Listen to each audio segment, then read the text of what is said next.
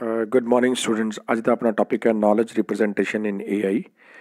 ਸੋ knowledge representation ਦੀ ਆਪਾਂ ਇਸ lecture 'ਚ ਗੱਲ ਕਰਾਂਗੇ।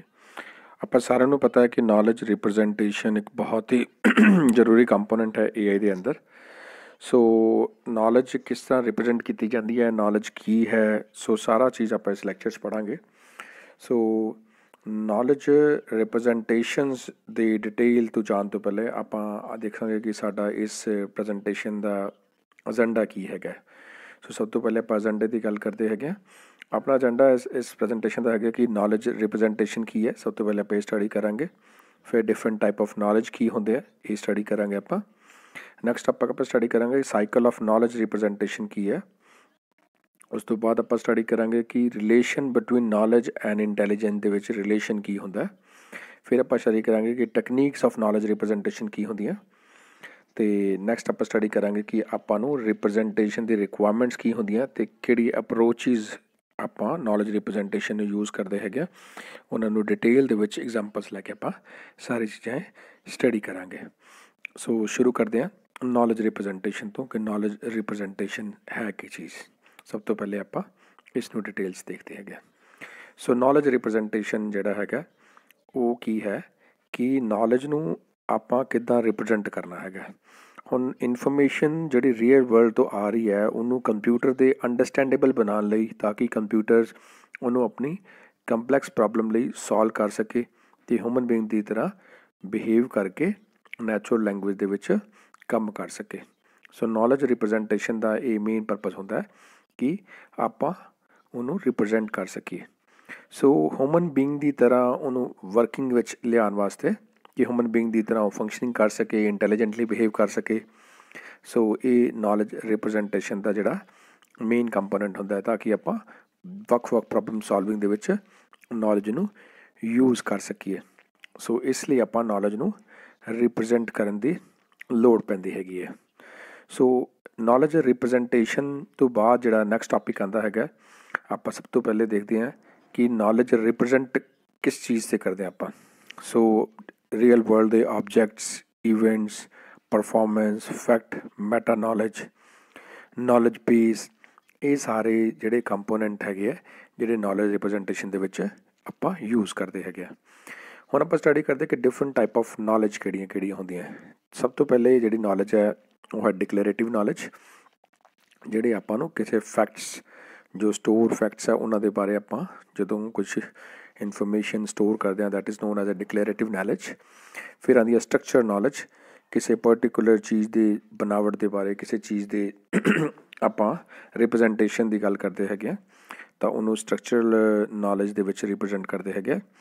ਫਿਰ ਆਉਂਦਾ ਕਿਸੇ ਚੀਜ਼ ਦੇ ਪ੍ਰੋਸੀਜਰ ਨੌਲੇਜ, ਕਿਸੇ ਵੀ ਨੌਲੇਜ ਦਾ ਜਿਹੜਾ ਕਿਸੇ ਵੀ ਕੰਮ ਨੂੰ ਕਰਨ ਦਾ ਜਿਹੜਾ ਪ੍ਰੋਸੀਜਰ ਹੈ ਉਹਨੂੰ ਸਟੋਰ ਕਰਨ ਲਈ ਆਪਾਂ ਪ੍ਰੋਸੀਜਰ ਯੂਜ਼ ਕਰਦੇ ਹਾਂ। ਫਿਰ ਆਉਂਦੀ ਮੈਟਾ ਨੌਲੇਜ ਅਬਾਊਟ ਨੌਲੇਜ, ਜਿਹੜੀ ਆਪਾਂ ਨੌਲੇਜ ਸਟੋਰ ਕਰਦੇ ਹਾਂ ਉਹਨੂੰ ਫਿਰ ਮੈਟਾ ਨੌਲੇਜ ਨਾਲ ਰਿਪਰੈਜ਼ੈਂਟ ਕੀਤਾ ਜਾਂਦਾ ਹੈ। ਨੈਕਸਟ ਆਉਂਦੀ ਹੈ ਹੈਰਾਸਟਿਕ ਨੌਲੇਜ, ਇਹ ਹੁੰਦੀ ਹੈ ਕਿ ਜਿਹੜੀ ਆਪਾਂ ਆਪਣੇ ਪ੍ਰੀਵੀਅਸ ਐਕਸਪੀਰੀਅੰਸਡ ਨੇ ਜਾਂ ਜਿਹੜੇ ਆਪਣੇ ਪ੍ਰੋਬਲਮ ਸੋਲਵਿੰਗ ਦੇ ਐਗਜ਼ਾਮਪਲਸ ਨੂੰ ਲੈ ਕੇ ਆਪਾਂ ਯੂਜ਼ ਕਰਦੇ ਹੈਗੇ। ਹੁਣ ਆਪਾਂ ਸਟੱਡੀ ਕਰਦੇ ਹਾਂ ਸਾਈਕਲ ਆਫ ਨੌਲੇਜ ਰਿਪਰੈਜ਼ੈਂਟੇਸ਼ਨਸ 'ਤੇ। ਸੋ ਸਾਈਕਲ ਆਫ ਨੌਲੇਜ ਰਿਪਰੈਜ਼ੈਂਟੇਸ਼ਨ ਦਾ ਕਿ ਆਪਾਂ ਨੌਲੇਜ ਨੂੰ ਰਿਪਰੈਜ਼ੈਂਟ ਕਿਵੇਂ ਕਰਨਾ ਹੈਗਾ। ਸੋ ਇਹਨੂੰ ਇੱਕ ਡਾਇਗਰਾਮ ਦੇ ਨਾਲ ਆਪਾਂ ਦੇਖਦੇ ਹੈਗੇ ਹਾਂ ਕਿ ਨੌਲੇਜ ਨੂੰ ਕਿੱਦਾਂ ਰਿਪਰੈਜ਼ੈਂਟ ਕਰਦੇ ਹੈਗੇ ਆ। ਸੋ ਸਭ ਤੋਂ ਪਹਿਲਾ ਕੰਪੋਨੈਂਟ ਆਪਾਂ ਪਰਸੈਪਸ਼ਨ ਲਿਆ ਹੈਗਾ, ਫਿਰ ਹੈ ਲਰਨਿੰਗ, ਨੌਲੇਜ ਬੇਸ ਅਤੇ ਰੀਜ਼ਨਿੰਗ ਅਤੇ ਪਲੈਨਿੰਗ ਐਂਡ ਐਗਜ਼ੀਕਿਊਸ਼ਨਸ। ਦੇਖੋ ਜਿਹੜੀ ਗੱਲ ਆਉਂਦੀ ਹੈ ਪਰਸੈਪਸ਼ਨ ਦੀ, ਪਰਸੈਪਸ਼ਨ ਬੇਸਿਕਲੀ ਕੀ ਹੈ? ਪਰਸੈਪਸ਼ਨ ਹੈ ਕਿ ਜਿਹੜਾ ਆਪਾਂ ਕੋਈ ਵੀ ਰੀਅਲ ਵਰਲਡ ਦੇ ਅੰਦਰ ਜੋ ਇਨਫੋਰਮੇਸ਼ਨ ਆ ਰਹੀ ਹੈ, ਜੋ ਰੀਅਲ ਵਰਲਡ ਜੋ ਇੱਕ ਸਿਸਟਮ ਓਬਜ਼ਰਵ ਕਰ ਰਿਹਾ ਹੈਗਾ, ਉਹਨੂੰ ਆਪਾਂ ਲਰਨਿੰਗ ਲਈ ਯੂਜ਼ ਕਰ ਲਿਆ। ਲਰਨਿੰਗ ਦਾ ਮਤਲਬ ਹੈ ਮਸ਼ੀਨ ਨੂੰ ਨੌਲੇਜ ਦੇਣ ਲਈ, ਸੈਲਫ ਲਰਨਿੰਗ ਕਰਵਾਉਣ ਲਈ ਕਰ ਰਹੇ ਹਾਂ, ਨਾ ਕਿ ਉਹਦੇ 'ਚ ਪ੍ਰੋਗਰਾਮਿੰਗ ਦਾ ਡਾਟਾ ਪਾ ਰਹੇ ਹੈਗੇ। ਸੋ ਉਹਦੇ ਨਾਲ ਲਰਨਿੰਗ ਕਰਵਾ ਰਹੇ ਹਾਂ, ਉਸ ਲਰਨਿੰਗ ਨੂੰ ਫਿਰ ਨੌਲੇਜ ਰਿਪਰੈਜ਼ੈਂਟੇਸ਼ਨ ਮੈਥਡ ਨਾਲ ਸਟੋਰ ਕਰ ਰਹੇ ਹੈਗੇ ਆ ਅਤੇ ਉਸ ਨੌਲੇਜ ਰਿਪਰੈਜ਼ੈਂਟੇਸ਼ਨ ਦੇ ਅੰਦਰੋਂ ਜਿਹੜੀ ਨੌਲੇਜ ਹੈਗੀ ਆ ਉਹਨੂੰ ਇੱਕ ਹਿਊਮਨ ਬੀਇੰਗ ਦੀ ਤਰ੍ਹਾਂ ਇੰਟੈਲੀਜੈਂਟਲੀ ਬਿਹੇਵ ਕਰਵਾਉਣ ਲਈ ਆਪਾਂ ਉਹਨੂੰ ਵੱਖ-ਵੱਖ ਪ੍ਰੋਬਲਮ ਸੋਲਵਿੰਗ ਦੇ ਵਿੱਚ ਰੀਜ਼ਨਿੰਗ ਦੀ ਹੈਲਪ ਨਾਲ ਸੋਲਵ ਕਰਦੇ ਹਾਂ। ਫਿਰ ਉਹ ਜਿਹੜੇ ਆਪਣੀ ਨੌਲੇਜ ਦੇ ਬੇਸ 'ਤੇ ਆਪਾਂ ਨੂੰ ਪਲੈਨਿੰਗ ਦਿੰਦਾ ਹੈਗਾ ਕਿ this is to be done for this problem, ਫਿਰ ਉਹਨੂੰ ਆਪਾਂ ਐਗਜ਼ੀਕਿਊਟ ਕਰਦੇ ਹੈਗੇ ਹਾਂ। ਸੋ ਇਹ ਸਾਈਕਲ ਹੈਗਾ ਨੌਲੇਜ ਰਿਪਰੈਜ਼ੈਂਟੇਸ਼ਨ ਦਾ ਕਿ ਆਪਾਂ ਨੌਲੇਜ ਨੂੰ ਕਿੱਦਾਂ ਯੂਜ਼ ਕਰਵਾਉਂਦੇ ਆ ਕੰਪਿਊਟਰ ਦੇ ਅੰਦਰ। ਸੋ ਸਟਾਰਟਿੰਗ ਫਰੋਮ ਪਰਸੈਪਸ਼ਨ, ਫਿਰ ਕਿੱਦਾਂ ਲਰਨਿੰਗ ਸਿਸਟਮ ਕਰਦਾ ਹੈਗਾ, ਕਿੱਦਾਂ ਉਹਨੂੰ ਆਪਾਂ ਰਿਪਰੈਜ਼ੈਂਟ ਕਰਦੇ ਹੈਗੇ, ਅਤੇ ਫਿਰ ਕਿੱਦਾਂ ਆਪਾਂ ਉਹਨੂੰ ਪ੍ਰੋਬਲਮ ਸੋਲਵਿੰਗ ਦੇ ਵਿੱਚ ਆਪਾਂ ਯੂਜ਼ ਕਰਕੇ ਪਲੈਨਿੰਗ ਕਰਦੇ ਹਾਂ ਅਤੇ ਐਗਜ਼ੀਕਿਊਟ ਕਰਦੇ ਹੈਗੇ ਆ। ਸੋ ਇਹ ਸਾਰਾ ਜਿਹੜਾ ਸਾਈਕਲ ਹੈਗਾ ਇਹ ਆਪਾਂ ਨੂੰ ਨੌਲੇਜ ਦੀ ਵਰਕਿੰਗ ਨੂੰ ਸ਼ੋ ਕਰਦਾ ਹੈਗਾ ਕਿ ਨੌਲੇਜ ਦੀ ਆਪਾਂ ਵਰਕਿੰਗ ਕਿੱਦਾਂ ਕਰਵਾਉਣੀ ਹੈ। ਸੋ ਇੱਕ ਮਸ਼ੀਨ ਨੇ ਕਿੱਦਾਂ ਇਨਵਾਇਰਮੈਂਟ ਤੋਂ ਲਰਨ ਕਰਨਾ ਅਤੇ ਉਹਨੂੰ ਆਪਾਂ ਕਿੱਦਾਂ ਨੌਲੇਜ ਵਿੱਚ ਸਟੋਰ ਕਰਕੇ ਕਿੱਦਾਂ ਆਪਾਂ ਉਹਨੂੰ ਯੂਜ਼ ਕਰਨਾ ਹੈਗਾ। ਇਹ ਸਾਰਾ ਉਹ ਸਾਈਕਲ ਹੈਗਾ ਜਿਹੜਾ ਆਪਾਂ ਨੂੰ ਪ੍ਰੋਬਲਮ ਸੋਲਵਿੰਗ ਦੇ ਅੰਦਰ ਜਾਂ ਇੱਕ ਐਕਸਪਰਟ ਸਿਸਟਮ ਦੇ ਅੰਦਰ ਆਪਾਂ ਇੰਪਲੀਮੈਂਟ ਕਰਦੇ ਹੈਗੇ AI ਐਪਲੀਕੇਸ਼ਨਸ ਦੇ ਅੰਦਰ। ਸੋ ਇਸ ਡਾਇਗਰਾਮ ਤੋਂ ਤੁਹਾਨੂੰ ਕਲੀਅਰ ਹੋ ਗਿਆ ਨਾ ਕਿ ਨੌਲੇਜ ਦੀ ਲੋੜ ਕਿਉਂ ਹੈ ਆਪਾਂ ਨੂੰ। ਸੋ ਦਿਸ ਵਿਲ ਬੇਸਿਕਲੀ ਇਹ ਸਾਰਾ AI ਦਾ ਇੱਕ ਮਾਡਲ ਵੀ ਕਹਿ ਸਕਦੇ ਹੋ ਕਿ ਤੁਸੀਂ ਕਿ AI ਜਿਹੜੀ ਸਿਸਟਮ ਹੈਗਾ AI ਪ੍ਰੋਬਲਮਸ ਕਿੱਦਾਂ ਕੰਮ ਕਰਦੀਆਂ ਹੈਗੀਆਂ ਉਹਨਾਂ ਨੂੰ ਆਪਾਂ ਇਸ ਦੇ ਵਿੱਚ ਰਿਪਰੈਜ਼ੈਂਟ ਕੀਤਾ ਹੈਗਾ। So this is all about cycle of knowledge representation. So next ਆਪਾਂ ਦੇਖਦੇ ਹੈਗੇ ਕਿ ਕਿਸ ਤਰ੍ਹਾਂ ਆਪਾਂ ਨੌਲੇਜ ਨੂੰ ਰਿਲੇਸ਼ਨ ਆਪਾਂ ਕੈਨ ਸੇ ਕਿ ਨੌਲੇਜ ਦਾ ਅਤੇ ਇੰਟੈਲੀਜੈਂਸ ਦਾ ਰਿਲੇਸ਼ਨ ਕੀ ਹੈਗਾ। ਨੌਲੇਜ ਜਿਹੜੀ ਹੈਗੀ ਹੈ ਉਹ ਇੱਕ ਹਰ ਚੀਜ਼ ਨੂੰ ਇੰਟੈਲੀਜੈਂਟ ਕਰਦੀ ਹੈ ਨਾ। ਅਗਰ ਆਪਣੇ ਕੋਲ ਨੌਲੇਜ ਹੋਏਗੀ ਤਾਂ we can say the person is intelligent. So knowledge ਅਤੇ ਇੰਟੈਲੀਜੈਂਟ ਦਾ ਬਹੁਤ ਇੰਪੋਰਟੈਂਟ ਰੋਲ ਹੈਗਾ। ਨੌਲੇਜ ਹੈ ਤਾਂ ਇੰਟੈਲੀਜੈਂਸੀ ਹੈ। ਸੋ ਅਗਰ ਆਪਣੇ ਕੋਲ ਨੌਲੇਜ ਹੋਏਗੀ ਤਾਂ ਹੀ ਆਪਾਂ ਇੰਟੈਲੀਜੈਂਟ ਹਾਂ। ਸੋ ਉਸੇ ਤਰ੍ਹਾਂ ਇੱਕ ਮਸ਼ੀਨ ਨੂੰ ਇੰਟੈਲੀਜੈਂਟ ਕਰਨ ਲਈ ਸਭ ਤੋਂ ਜਿਹੜਾ ਜ਼ਰੂਰੀ ਕੰਪੋਨੈਂਟ ਹੈ ਉਹ ਚਾਹੀਦਾ ਨੌਲੇਜ। ਸੋ ਨੌਲੇਜ ਕੰਪੋਨੈਂਟ ਦੀ ਜਿਹੜੇ ਹੈਗੇ ਆ ਉਹਨੂੰ ਆਪਾਂ ਇੰਟੈਲੀਜੈਂਸੀ ਨਾਲ ਜੋੜਿਆ ਹੈਗਾ। ਆਪਾਂ ਐਗਜ਼ਾਮਪਲ ਦੇ ਨਾਲ ਸਮਝਦੇ ਹਾਂ ਕਿ ਮੰਨ ਲਓ ਇੱਕ ਡਿਸੀਜ਼ਨ ਮੇਕਿੰਗ ਆਪਾਂ ਕਰਨਾ ਹੈਗਾ ਤਾਂ ਆਪਾਂ ਕੋਈ ਵੀ ਚੀਜ਼ ਸੈਂਸ ਕਰਦੇ ਹੈਗੇ ਹਾਂ ਤਾਂ ਆਪਾਂ ਉਸ ਨੌਲੇਜ ਉਸ ਇਨਫੋਰਮੇਸ਼ਨ ਨੂੰ ਆਪਣੀ ਨੌਲੇਜ ਦੇ ਨਾਲ ਐਗਜ਼ੀਕਿਊਟ ਕਰਦੇ ਹਾਂ, ਫਿਰ ਆਪਾਂ ਐਕਸ਼ਨ ਐਗਜ਼ੀਕਿਊਟ ਕਰਦੇ ਹਾਂ। ਅਗਰ ਬਿਨਾਂ ਨੌਲੇਜ ਨੂੰ ਤੋਂ ਆਪਾਂ ਕੋਈ ਚੀਜ਼ ਸੈਂਸ ਕਰਦੇ ਹਾਂ ਤਾਂ ਆਪਾਂ ਕੋਈ ਐਕਸ਼ਨ ਨਹੀਂ ਕਰ ਪਾਵਾਂਗੇ। So knowledge is the main component for decision making ਹੈ ਨਾ। ਸੋ ਹੁਣ ਆਪਾਂ ਸਟੱਡੀ ਕਰਦੇ ਹਾਂ ਕਿ ਕਿਹੜੀ ਟੈਕਨੀਕਸ ਹੈਗੀਆਂ ਜਿਨ੍ਹਾਂ ਨਾਲ ਨੌਲੇਜ ਨੂੰ ਰਿਪਰੈਜ਼ੈਂਟ ਕੀਤਾ ਜਾ ਸਕਦਾ ਹੈਗਾ। ਸੋ ਅੱਜ ਆਪਾਂ 4 ਟੈਕਨੀਕਸ ਦੀ ਗੱਲ ਕਰਾਂਗੇ ਜਿਨ੍ਹਾਂ ਨੂੰ ਆਪਾਂ ਨੌਲੇਜ ਰਿਪਰੈਜ਼ੈਂਟੇਸ਼ਨ ਵਿੱਚ ਯੂਜ਼ ਕਰਦੇ ਹਾਂ। ਪਹਿਲੀ ਹੈ ਲੌਜੀਕਲ ਰਿਪਰੈਜ਼ੈਂਟੇਸ਼ਨ, ਦੂਜੀ ਹੈ ਸਿਮੈਂਟਿਕ ਨੈਟਵਰਕ, ਥਰਡ ਹੈਗੀ ਫਰੇਮ ਰਿਪਰੈਜ਼ੈਂਟੇਸ਼ਨ, ਫੋਰਥ ਹੈਗੀ ਪ੍ਰੋਡਕਸ਼ਨ ਰੂਲ। ਸੋ ਇੱਕ ਕਰਕੇ ਆਪਾਂ ਇਹਨਾਂ ਦੇ ਬਾਰੇ ਗੱਲ ਕਰਦੇ ਹੈਗੇ। ਸਭ ਤੋਂ ਪਹਿਲੇ ਆਪਾਂ ਗੱਲ ਕਰਾਂਗੇ ਲੌਜੀਕਲ ਰਿਪਰੈਜ਼ੈਂਟੇਸ਼ਨ ਦੀ। ਦੇਖੋ ਲੌਜੀਕਲ ਰਿਪਰੈਜ਼ੈਂਟੇਸ਼ਨ ਕੀ ਹੈ ਕਿ ਆਪਾਂ ਕਿਸ ਤਰ੍ਹਾਂ ਆਪਾਂ ਆਪਣੇ ਇਹ ਬੇਸਿਕਲੀ ਇੱਕ ਰੂਲ ਬੇਸਡ ਹੈ। ਆਪਾਂ ਲੌਜਿਕ ਦੇ ਚੈਪਟਰ ਸਾਰਾ ਪੜ੍ਹਿਆ ਸੀਗਾ। ਸੋ ਇਹਦੇ 'ਚ ਆਪਾਂ ਕੀ ਕਰਦੇ ਹਾਂ ਕਿਸੇ ਵੀ ਕੰਡੀਸ਼ਨਸ ਨੂੰ ਜਿਹੜੇ ਆਪਾਂ ਲੇ ਡਾਊਨ ਕਰਦੇ ਹੈਗੇ ਉਹਨੂੰ ਆਪਾਂ ਕੁਛ ਰੂਲ ਦੇ ਬਿਹਾਫ 'ਤੇ ਰਿਪਰੈਜ਼ੈਂਟ ਕਰਦੇ ਹੈਗੇ ਹਾਂ। ਤਾਂ ਆਪਾਂ ਪ੍ਰਪੋਰਸ਼ਨ ਲੌਜਿਕ, ਪ੍ਰੈਡੀਕੇਟ ਲੌਜਿਕ ਦੀ ਜਦੋਂ ਆਪਾਂ ਗੱਲ ਕੀਤੀ ਸੀਗੀ ਤਾਂ ਉਹ ਨੌਲੇਜ ਰਿਪਰੈਜ਼ੈਂਟੇਸ਼ਨ ਦਾ ਹੀ ਇੱਕ ਮੈਥਡ ਹੈਗਾ ਜਿਹਨੂੰ ਆਪਾਂ ਡਿਟੇਲ 'ਚ ਪਿਛਲੇ ਪੜ੍ਹ ਕੇ ਆਏ ਹੈਗੇ। ਸੋ ਇਹਦੇ 'ਚ ਆਪਾਂ ਪੜ੍ਹਿਆ ਸੀਗਾ ਕਿ 2 ਚੀਜ਼ਾਂ ਹੁੰਦੀਆਂ, ਇੱਕ ਸਿੰਟੈਕਸ ਹੁੰਦਾ, ਇੱਕ ਸਿਮੈਂਟਿਕ ਹੁੰਦਾ ਹੈਗਾ। ਸੋ ਸਿੰਟੈਕਸ ਬੇਸਿਕਲੀ ਆਪਾਂ ਨੂੰ ਕੀ ਰਿਪਰੈਜ਼ੈਂਟ ਕਰਦਾ ਹੈਗਾ ਕਿ ਆਪਾਂ ਜਿਹੜੇ ਲੀਗਲ ਸੈਂਟੈਂਸਿਸ ਨੂੰ ਫਾਰਮ ਕਿੱਦਾਂ ਕਰਨਾ ਹੈਗਾ, ਉਹਨਾਂ ਦੀ ਕਿੱਦਾਂ ਬਣਾਉਣਾ ਹੈਗਾ। ਫਿਰ ਜਿਹੜੇ ਆਪਾਂ ਨੂੰ ਸਿੰਬਲਸ ਕਿੱਦਾਂ ਯੂਜ਼ ਕਰਨੇ ਆ ਨੌਲੇਜ ਰਿਪਰੈਜ਼ੈਂਟ ਕਰਨ ਲਈ, ਕਿਹੜਾ ਸਿੰਬਲ ਕਿਸ ਲਈ ਯੂਜ਼ ਕਰਨਾ, ਫਿਰ ਉਹ ਸਿੰਬਲਸ ਨੂੰ ਲਿਖਣਾ ਕਿਵੇਂ ਹੈ। ਸੋ ਇਹ ਸਾਰਾ ਸਿੰਟੈਕਸ ਦੇ ਅੰਦਰ ਆਉਂਦਾ ਹੈ। ਸਿਮੈਂਟਿਕ ਸਿਰਫ ਇਹ ਹੁੰਦਾ ਕਿ ਆਪਾਂ ਨੂੰ ਰੂਲਸ ਨੂੰ ਕਿੱਦਾਂ ਇੰਟਰਪ੍ਰੀਟੇਟ ਕਰਕੇ ਸੈਂਟੈਂਸਿਸ ਕਨਵਰਟ ਕਰਨਾ, ਯਾਨੀ ਇੱਕ ਮੀਨਿੰਗ ਜਿਹੜਾ ਹੈਗਾ ਉਹ ਸਿਮੈਂਟਿਕ ਪਾਰਟ ਦਿੰਦਾ ਹੈਗਾ। ਸੋ ਇਹਦੇ ਵੀ ਕੁਛ ਐਡਵਾਂਟੇਜ ਡਿਸਐਡਵਾਂਟੇਜ ਹੈਗੇ ਹੈ ਨਾ। ਸੋ ਐਡਵਾਂਟੇਜਸ ਕੀ ਹੈਗੇ ਆਪਾਂ ਪਹਿਲੇ ਉਹ ਡਿਸਕਸ ਕਰ ਲਿਆ ਕਿ ਲੌਜਿਕ ਰਿਪਰੈਜ਼ੈਂਟੇਸ਼ਨ ਆਪਾਂ ਨੂੰ ਲੌਜੀਕਲ ਰੀਜ਼ਨਿੰਗ ਕੋਈ ਜਿਸ ਪਰਫਾਰਮ ਕਰਨ 'ਚ ਹੈਲਪ ਕਰਦਾ ਹੈਗਾ ਅਤੇ ਪ੍ਰੋਗਰਾਮਿੰਗ ਲੈਂਗੁਏਜ ਦਾ ਮੇਨ ਕੰਪੋਨੈਂਟ ਹੈ ਜਿਹੜਾ ਹੈ ਲੌਜਿਕ। ਸੋ ਡਿਸਐਡਵਾਂਟੇਜ ਵੀ ਹੈਗੇ ਇਹਦੇ ਹੈ ਨਾ। ਸੋ ਡਿਸਐਡਵਾਂਟੇਜ ਦੇ ਵਿੱਚ ਸਭ ਤੋਂ ਪਹਿਲਾਂ ਦੇਖਦੇ ਹਾਂ ਕਿ ਲੌਜੀਕਲ ਰਿਪਰੈਜ਼ੈਂਟੇਸ਼ਨ ਦੇ ਵਿੱਚ ਬਹੁਤ ਸਾਰੀ ਰਿਸਟ੍ਰਿਕਸ਼ਨਸ ਹੈਗੀਆਂ, ਬਹੁਤ ਸਾਰੇ ਚੈਲੰਜਿਸ ਹੈਗੇ ਆ ਕੰਮ ਕਰਨ ਲਈ, ਅਤੇ ਇਹ ਜਿਹੜੀ ਟੈਕਨੀਕ ਹੈ ਨੈਚੁਰਲ ਨਹੀਂ ਲੱਗਦੀ ਹੈ ਨਾ, ਅਤੇ ਇੰਨੀ ਜ਼ਿਆਦਾ ਐਫੀਸ਼ੀਐਂਟ ਨਹੀਂ ਹੈਗੀ ਲੌਜੀਕਲਸ ਵਾਲੀ। ਸੋ ਨੈਕਸਟ ਟੈਕਨੀਕ ਹੈ ਸਿਮੈਂਟਿਕ ਰਿਪਰੈਜ਼ੈਂਟੇਸ਼ਨ। ਸਿਮੈਂਟਿਕ ਰਿਪਰੈਜ਼ੈਂਟੇਸ਼ਨ ਆਪਾਂ ਇਹ ਕਹਿ ਸਕਦੇ ਹਾਂ ਕਿ ਪ੍ਰੈਡੀਕੇਟ ਲੌਜਿਕ ਦਾ ਅਲਟਰਨੇਟਿਵ ਟੈਕਨੀਕ ਹੈ। ਇਹਦੇ ਵਿੱਚ ਆਪਾਂ ਨੌਲੇਜ ਨੂੰ ਰਿਪਰੈਜ਼ੈਂਟ ਕਰਦੇ ਹਾਂ ਗ੍ਰਾਫੀਕਲ ਨੈਟਵਰਕ ਦੇ ਫਾਰਮ ਦੇ ਅੰਦਰ। ਸੋ ਗ੍ਰਾਫੀਕਲ ਨੈਟਵਰਕ ਫਾਰਮ ਦੇ ਅੰਦਰ ਜਦੋਂ ਆਪਾਂ ਨੌਲੇਜ ਨੂੰ ਰਿਪਰੈਜ਼ੈਂਟ ਕਰਦੇ ਹਾਂ ਤਾਂ ਉਹਦੇ ਵਿੱਚ ਕੀ ਹੈ ਕਿ ਨੌਲੇਜ ਦੇ ਵਿੱਚ ਆਰਕ ਜਾਂ ਆਪਾਂ ਆਬਜੈਕਟਸ ਨੂੰ ਆਰਕਸ ਅਤੇ ਉਹਨਾਂ ਦੇ 'ਚ ਰਿਲੇਸ਼ਨ ਨੂੰ ਡਿਫਾਈਨ ਕਰਨ ਲਈ ਡਾਇਗਰਾਮੈਟਿਕਲੀ ਜਾਂ ਇੱਕ ਡਾਇਗਰਾਮ ਯੂਜ਼ ਕਰਦੇ ਹੈਗੇ ਹਾਂ ਜਿਹਨੂੰ ਆਪਾਂ ਸਿਮੈਂਟਿਕ ਨੈਟਵਰਕ ਬੋਲਦੇ ਹੈਗੇ, ਰਿਲੇਸ਼ਨ ਅਤੇ ਆਰਕਸ ਨੂੰ ਰਿਪਰੈਜ਼ੈਂਟ ਕਰਨ ਲਈ। ਸੋ ਇਹਦੇ ਵਿੱਚ ਆਪਾਂ ਕਾਇੰਡ ਆਫ ਰਿਲੇਸ਼ਨ ਅਤੇ ਇਜ਼ ਏ ਜਿਹੜਾ ਹੈ ਰਿਲੇਸ਼ਨ ਇਨਹੈਰੀਟੈਂਸ ਯੂਜ਼ ਕਰਕੇ ਨੌਲੇਜ ਨੂੰ ਆਪਾਂ ਰਿਪਰੈਜ਼ੈਂਟ ਕਰਦੇ ਹੈਗੇ ਹਾਂ। ਸੋ ਐਡਵਾਂਟੇਜਸ ਕੀ ਹੈਗੇ, ਐਡਵਾਂਟੇजेस ਹੈਗੇ ਆ ਕਿ ਸਿਮੈਂਟਿਕ ਨੈਟਵਰਕਸ ਆਰ ਨੈਚੁਰਲ ਵੇ ਹੈਗਾ ਅਤੇ ਮੀਨਿੰਗਫੁਲ ਅਤੇ ਟਰਾਂਸਪੇਰੈਂਟ ਮੈਥਡ ਹੈਗਾ ਨੌਲੇਜ ਨੂੰ ਰਿਪਰੈਜ਼ੈਂਟ ਕਰਨ ਦਾ। ਅਤੇ ਨੈਟਵਰਕ ਜਿਹੜੇ ਹੈਗੇ ਆ ਸਿੰਪਲ ਅਤੇ ਈਜ਼ੀ ਹੈਗੇ ਆ, ਉਹਨਾਂ ਨੂੰ ਅੰਡਰਸਟੈਂਡ ਕਰਨਾ ਆਸਾਨ ਹੋ ਜਾਂਦਾ ਨੌਲੇਜ ਨੂੰ ਕਿੱਦਾਂ ਆਪਾਂ ਸਟੋਰ ਕੀਤਾ ਹੈਗਾ।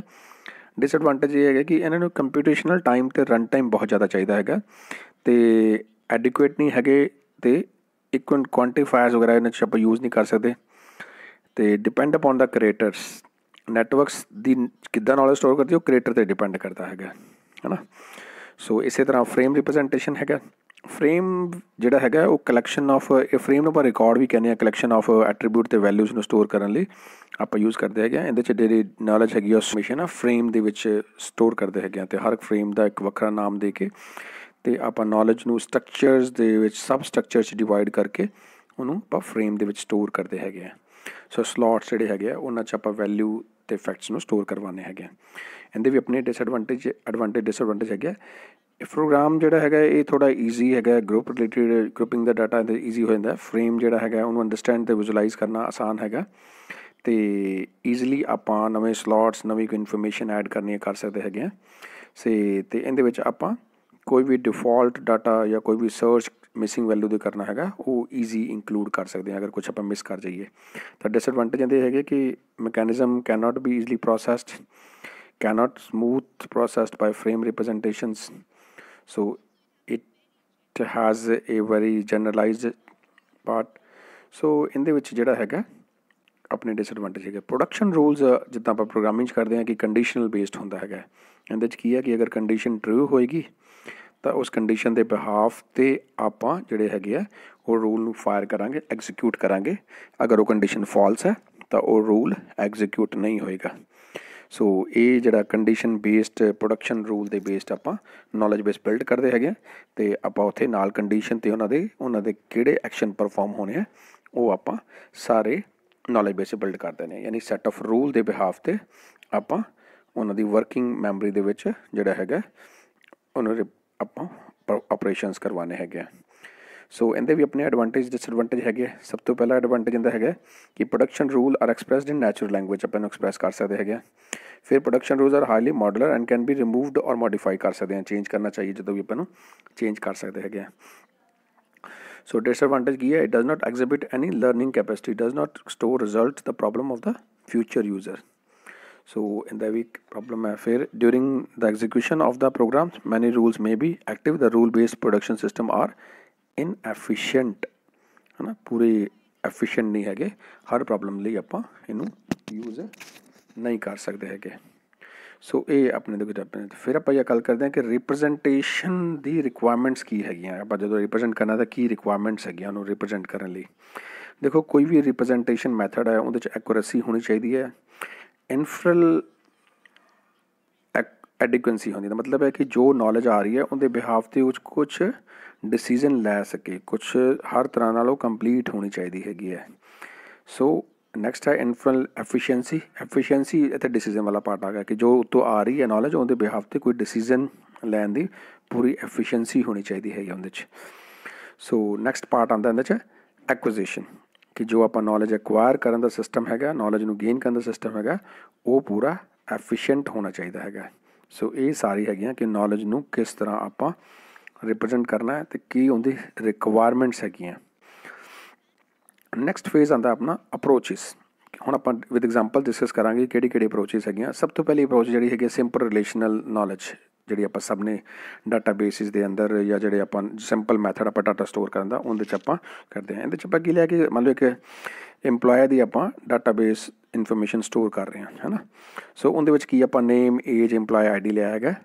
ਤਾਂ ਇਹਦੇ 'ਚ ਆਪਾਂ 3 ਰਿਲੇਸ਼ਨਸ ਨੇ, ਹਰ ਜਿਵੇਂ ਜੌਨ ਹੈ, ਅਮੈਂਡਾ ਹੈ, ਸੈਮ ਹੈ, ਇਹਨਾਂ ਦੀ ਏਜ ਅਤੇ ਇੰਪਲੋਏ ਆਈ ਡੀ ਨਾਲ ਮੈਨਸ਼ਨ ਕੀਤੀ ਹੈ। ਸੋ ਇੱਕ ਸਿੰਪਲ ਤਰੀਕਾ ਹੈਗਾ ਕਿਸ ਤਰ੍ਹਾਂ ਆਪਾਂ ਨੌਲੇਜ ਨੂੰ ਰਿਪਰਜੈਂਟ ਕਰਦੇ ਹੈਗੇ ਜੋ ਆਪਣੇ ਡਾਟਾ ਬੇਸ ਦੇ ਵਿੱਚ ਆਪਾਂ ਹੁਣ ਤੱਕ ਯੂਜ਼ ਕਰਦੇ ਆਏ ਹੈਗੇ ਹਾਂ। ਜਿੰਨੇ ਵੀ ਆਪਣੇ ਸਾਫਟਵੇਅਰ ਬੇਸਡ ਹੈਗੇ ਐਪਲੀਕੇਸ਼ਨਸ ਹੈਗੀਆਂ ਉਹਨਾਂ 'ਚ ਆਪਾਂ ਇਹੀ ਮੈਥਡ ਯੂਜ਼ ਕਰਕੇ ਨੌਲੇਜ ਨੂੰ ਰਿਪਰਜੈਂਟ ਕਰਦੇ ਹੈਗੇ ਹਾਂ। ਸੋ ਇਹ ਸਿੰਪਲੈਸਟ ਮੈਥਡ ਹੈਗਾ ਨੌਲੇਜ ਨੂੰ ਰਿਪਰਜੈਂਟ ਕਰਨ ਦਾ, ਹੈ ਨਾ।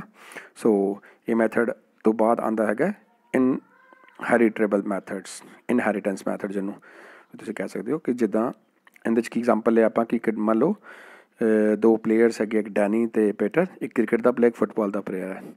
तो दोनों पर लेकिन आप उन्होंने नॉलेज में इनहेरिट कर रहे हैं कि दोनों प्लेयर्स है तो अंडर 19 प्ले करते हैं। सो इन्हों आप क्लासेस इंस्टेंट तो इज़ ए रिलेशनस के नाल एक इनहेरिटेबल नॉलेज बेस सिस्टम जोड़ा है बिल्ड किया है, जो है कि अपनी बेस क्लास तो इनफॉर्मेशन इनहेरिट कर रहे हैं सारे। सो इस तरीके नाल भी आप नॉलेज नू स्टोर कर सकते हैं। तो इस मैथड का नाम है इनहेरिटेबल नॉलेज रिप्रजेंटेशन मैथड्स। तो एफिशिएंट मैथड है क्योंकि जिन्हें भी ऑब्जेक्ट ओरिएंटेड प्रोग्रामिंग लैंग्वेज है उन्होंने आप इहदे यूज़ करके प्रोग्रामिंग करते हैं। सो इनहेरिटल मैथड तो बाद आता इनफरेंशियल नॉलेज, लॉजिक बेस्ड जिंदी गल होंदी है, जिथे आप लॉजिक ने यूज़ करके जिहड़े आप लॉजिकल रिप्रजेंटेशन की गल की सी उन्हें यूज़ करके आप किद्दां नॉलेज बेस बिल्ड करते हैं।